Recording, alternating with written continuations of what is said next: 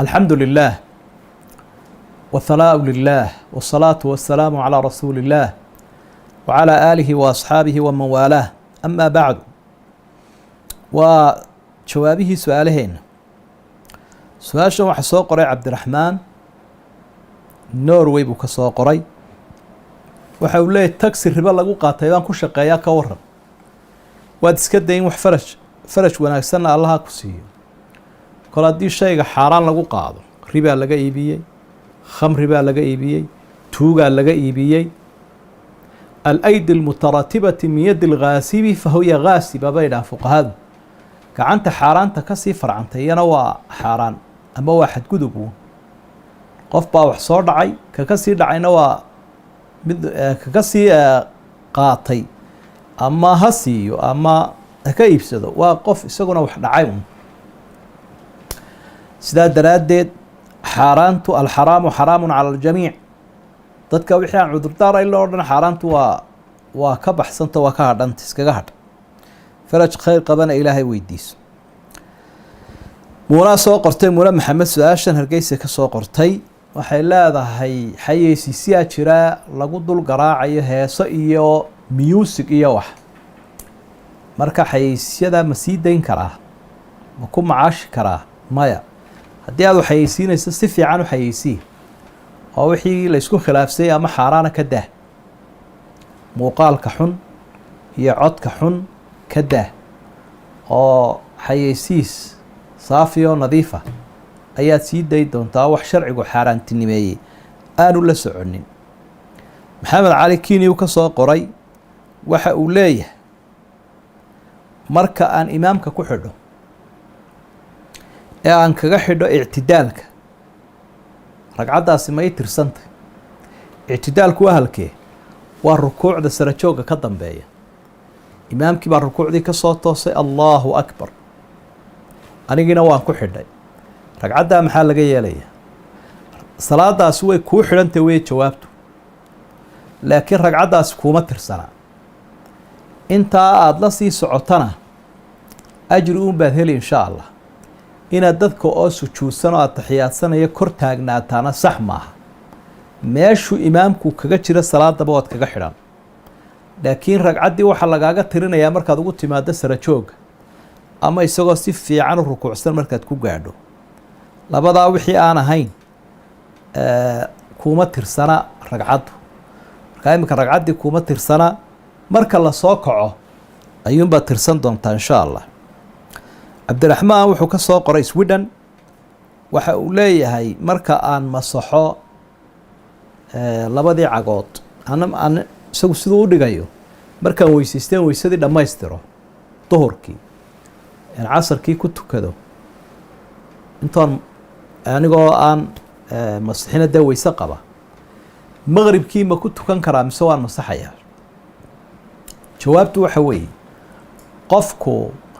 inta uu weyse qabo wuu ku tukanayaa salaada iyada ah ila weysadii hore uu ku tukanayaa oo isagoo daahira buu gashaday markayse weysadu ka jabto qaarka koruu maydhayaa sharabaadadii adkaana dushoodu masaxaya masxigii markaasaa kow looga odhanayaa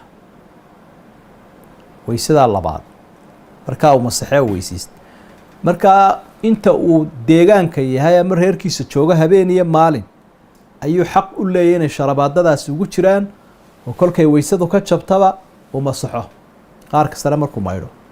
hadduu musaafir yahayna 3 maalmood iyo 3 habeen ayuu kolkuu weyse jababa qaar kale intuu maydho halkana masaxayaa markay fursaddu saasay u kala badan tahay waa ruqsad iyo fudayd sharcigu uu siiyey qofka muslimka ah oo habeen iyo maalina waa nagaadiga safarkuna waa 3 habeen iyo 3 maalmood mar walbana waqtiga la soo bilaabaya waa marka ay weysadu ka jabtay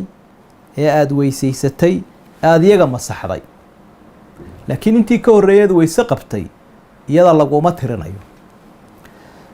su'aasha waxa soo qortay Maryam Ingiriiska ka soo qortay waxa leedahay ninkayga 9 sanadood buu iga maqan yahay markan uu yeedhaba wuxuu dhahay shaqan wada fasakhaad ma ka qaadan karaa bay leedahay wallahi waa arrin dhib ah labadii qof ee ilaahay zawjaynka lagu tilmaamay nisaa'ukum xarthun lakum huna libaasun lakum wa antum libaasun lahun labadii qofe layidhi dhar bay isu yihin oo isku asturan yihin inay 9 sannadood kala maqan yihin iyagoo aan isna qabin isna furin dhibkeeday leedahay marka in dhan la isula ciiro wey ama xaas la noqdo sidaa ilaahay uu sheegay fa imsaakum bimacruufin aw tasriixun biixsaan in la kala tag wanaagsan iyo wada joog wanaagsan marka isaga waxa waajib ku ah xaaska hadduu qabi karayo ehel uu ka dhigan karayo inuu toobadkeenu u tago haddii aanu xaas ka dhigan karaynin oo aanu diyaar ahayna inuu iska furo laakiin qadiyadda fasakha in waxay noqonaysaa si fiican looga baaraandego cid ehel u ah oo awood u leh inay wax fasakhdo ay u tagto culimada halkaa jooga iyadoo la tashanaysa soomaalida ah kadibna isagii loo yeedho haddii uu diidana wadooyinkii kale sharciga la maro markaa saas taana taladaasaynu raacin lahayn laakiin qoyska in lagu ciyaaro maaha xadgudubna uu noqdo laakiin waa sharciga iyo xuquuqda la ilaaliyaa xaliimaa soo qortay muqdishoy ka soo qortay waxay leedahay waan cumraystay waxaan raacay rag iyo dumar wada socda oon maxramkayga ahayn cumradaydaasi ma ansaxday ansaxa ilaahay baa haya subxaana wa tacaala oo wuxuu uhi innamaa yataqabalu allahu min almuttaqiin dadka taqwada leh ayuu ilaahay wax ka aqbalaa kuwii taqwale allah inaga dhigo marka hore ruuxa dumarkii markay xaj iyo cumro ay gudanaysa ama safarba tegayso waa inay kaxaysataa maxram xigtadeedii aan gayaanka ahayn ama ninkeedii haddii ay dhacdaba markaa oy mukhaalafo samaysay iska cumraysatay cid tidhi way buraysaa culimada ma jirto sidii wanaagsanayd un baana yeelin kol haddii fitno laga aami yahay jamaca muslimiina ay la socoto dumar ka mid yihiin inay ansaxdaynu rajaynaynaa insha allah maxamed xaashi maraykankuu ka soo qoray meeshay tay muu sheegin waxa uu leeya waxaan yaro kala fahmi lahay biyahan ragga ka yimaada maxaa laga maydhanayaa maxaase laga weysiisanayaa biyaha laga maydhanayo waa biyaha manida ah ee bani aadamka ilaahay uu ka abuuray biyaha taranka weeye oo kolley markay soo baxayaana dareen gaara leh marka kuwaasi hadday qofka ka yimaadaan si kastaba ha kaga yimaadaane iyada oo uu dareen iyo macno dhadhan u samaynayso uu ka maydhanayaa kuwa waanu jinaabaysan yahay laakiin dhareerkan yare xaaladaha qaarkood ka yimaada isagu kaadid unbuu la mid yahay oo waa laga istijoonayaa waana laga maydhanayaa sida uu tilmaamaya xadiidkii miqdaad ibn aswad warinayey iyo qisadii caliy bnu abi aalib uu nabigu fariinta u farayay sala allahu calayhi wasalam saxiixa ku sugnaa su-aashan kale maxamed maxamuud baa soo qoro muqdisho ka soo qoray waxa uu leeyahy xaaskaygii baan iska xaaraantinimeeyey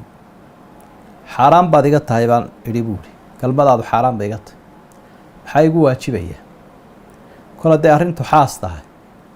waxay ku habboontahay culimada idin ag joogta inaa u tagtaan intaa u sheeg iyadana jawaab ha la weydiiyo inaa iswaafaqdaan iyo inaa kala baydhaan baa macno gaara samaynaysa haddaa iswaafaqdaan waa laydinku qiil eegi sidaa haddaa iskhilaaftaanna masaladu way isbedeli